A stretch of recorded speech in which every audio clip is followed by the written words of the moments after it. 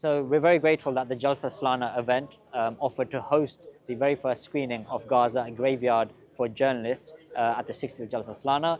And this documentary was produced by Analyst News to highlight the unprecedented and sustained killing of journalists in Gaza, which isn't being highlighted enough by mainstream news organizations.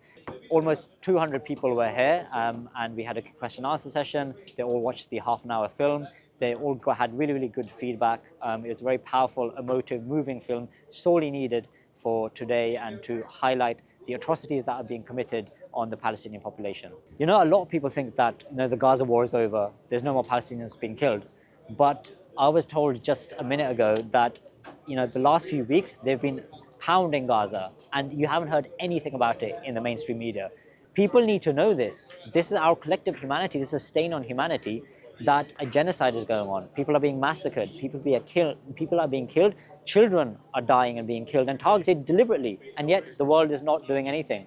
So this is why we have to show films like this. This is why we have to get the word out. This is why we have to pressurize the leaders to do justice, to stop the killing, to stop funding the killing. And this is why we in the media have to do our job so that the world can become a better place ultimately. That's what we're all striving for. Yeah, the documentary was shocking, but outstanding, incredibly well done, very authentic journalism.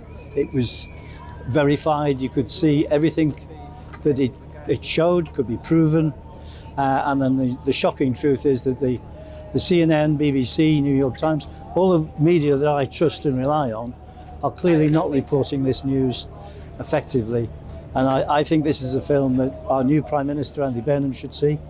I think it should go to people like the Pope, who's spoken well and movingly on Gaza, and not just the head of our Muslim communities, but the head of all of our churches. The facts about what happens in Gaza, and so we have to talk about it, and this is, and to saying the truth, it's the first step to justice. We have to change the minds of the people.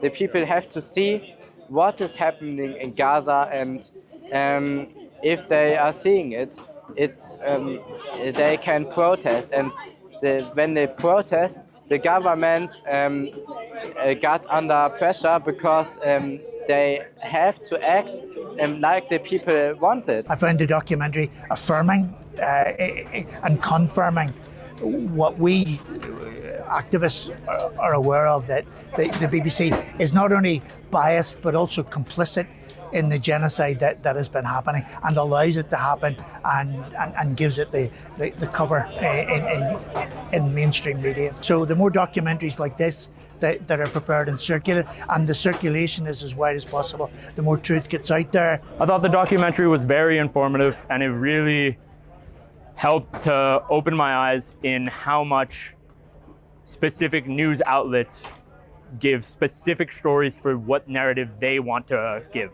Allowed to say on any social media even, how even just the mention of Palestine or Israel can bring in random comments or deletions of whatever post about that question or about any sort of concern.